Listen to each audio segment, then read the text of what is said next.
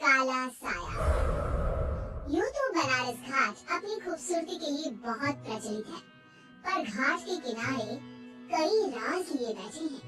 ये कहानी शुरू होती है बनारस के घाट के पास बने ममता निवास से, जहाँ प्रिया लाल जोड़े में ममता के घर उसकी बहू बनकर आती है। आओ आओ बहू, घर को अपने पैरों से पवित्र करो। ममता घर की दहलीज पार कर ही रही होती है कि अचानक एक बहुत गंदी सी बात पूरे घर में फैल जाती है।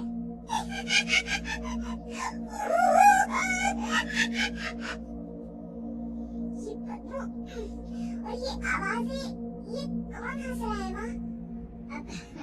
ये पड़ोसी ना हमारे थोड़े अलग से है। कहाँ हम शाकाहारी और ये मांस मच्छी खाने वाले। छोड़, तू ध्यान मत दे और गृह प्रवेश कर। और हाँ बहू, अपनी सास की एक बात हमेशा याद रखना, इन पड़ोसियों से तो कभी बात नहीं करेगी। अच्छे लोग नहीं है ये। अपनी सास की ये बात मानेगी ना बेटा? हाँ माँ, जो आपकी मर्जी, मैं उनसे बात नहीं करूँगी। अगले दिन प्रिया अपनी पहली रसोई बनाने रसोई घर में जाती है। ये छोटी बात में नाक में जा रही है। एक काम करती हूँ, खिड़की खोल देती हूँ। प्रिया खिड़की खोलने जाती है। इतनी जाली, लगता है इस खिड़की को कभी खोला ही नहीं गया। पर ऐसा क्यों? ओह, नॉन वेज की स्मेल आती होगी ना। 2 मिनट के लिए खोल लेती हूँ, फिर बंद कर दूंगी। प्रिया खिड़की खोलती है। खिड़की खोलते ही उसकी नजर सामने वाले घर की खिड़की पर पड़ती है, जहाँ एक लड़की खड़ी होती है। हाथों में मेहंदी, लाल रंग की साड़ी, बिल्कुल सजी धजी, मानो प्रिया की तरह ही वो भी नई नवेली बहू हो। वो प्रिया को देखकर मुस्कुराती है। हे भगवान, माँ ने तो इनसे बात करने को मना किया था। प्रिया फौरन ही खिड़की बंद कर देती है और तवे पर चढ़े रोटी की ओर देखने लगती है, पर वहाँ रोटी न होकर मछली पड़ी होती है। ये क्या? पहली रसोई में इतनी बड़ी गलती! हे भगवान, अब मैं क्या करूँ? प्रिया बहुत डर जाती है और फौरन रसोई की सफाई करने और फिर सभी के लिए खाना बनाने लग जाती है। जब वो सबको खाना परोसती है, सब तो ठीक है, मैं बेकार में चिंता कर रही थी। हे भगवान, ऐसे ही बस अपनी कृपा बनाए रखना। रात के बाद जब सब सो रहे होते हैं, तब प्रिया को पायल की आवाज सुनाई देती है, जिससे उसकी आंख खुल जाती है। ये पायल की आवाज कहाँ से आ रही है? प्रिया उठकर उस आवाज के पीछे छत की सीढ़ियों तक जाती है। तभी से बच्चे के रोने की आवाज आती है। प्रिया छत पर जाती है तो क्या देखती है? वही लाल साड़ी वाली लड़की अपनी गोद में एक नवजात बच्चे को घुमा घुमा कर सुला रही है। तभी प्रिया की नजर उसके पेट पर पड़ती है। ओह गॉड, ये तो प्रेग्नेंट भी है। सुनिए, बच्चा सो नहीं रहा है क्या? मैं कुछ मदद करूं?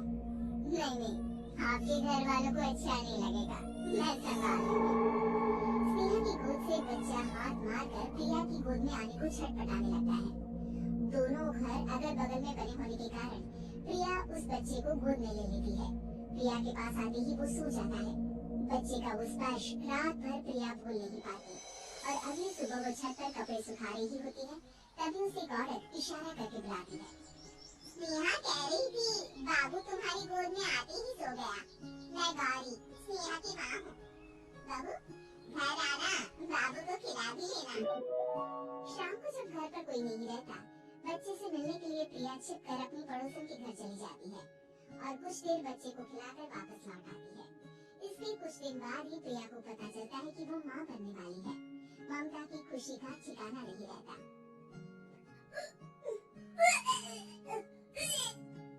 माँ जी, पता नहीं क्यों उल्टी आ रही है। प्रिया भागती हुई वॉशरूम में जाती है तो हरे और लाल रंग की उल्टी करती है। उस उल्टी में से कीड़े निकलते हैं। ये क्या? खून और ये कीड़े!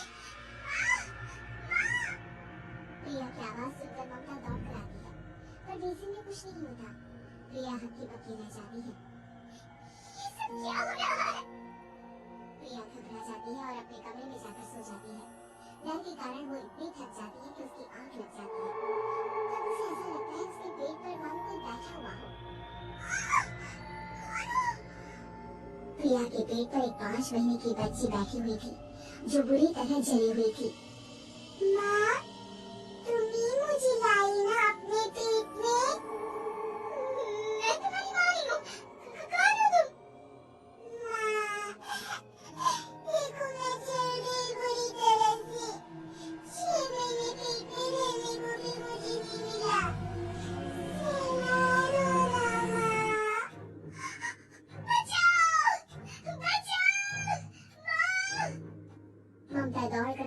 जाती है।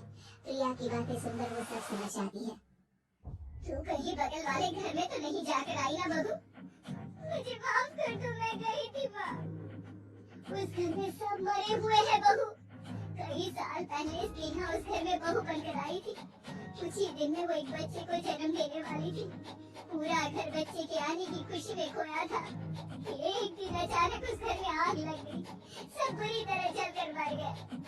गौरी आज भी दादी बनने का इंतजार कर रही है और इसीलिए स्नेहा ने अपना अजन्मा बच्चा तुम्हारी कोख में डाल दिया। ममता ये कह रही होती कि पीछे से उसके पैरों को एक बच्चा पकड़ लेता है।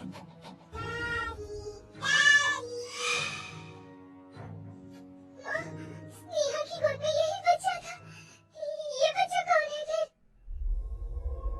तेरी मौत है।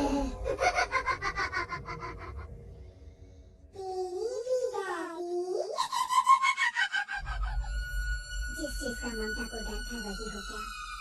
ममता निवास के ऊपर मौत में चादर बिछा दी थी।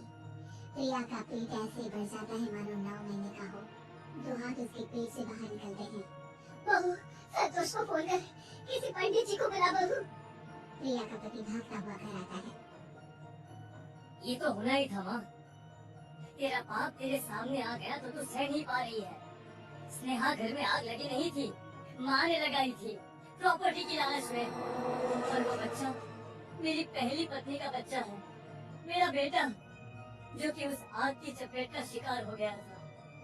मैंने तुमसे ये सब माँ के कहने पर छुपाया था। मुझे माफ कर दो प्रिया।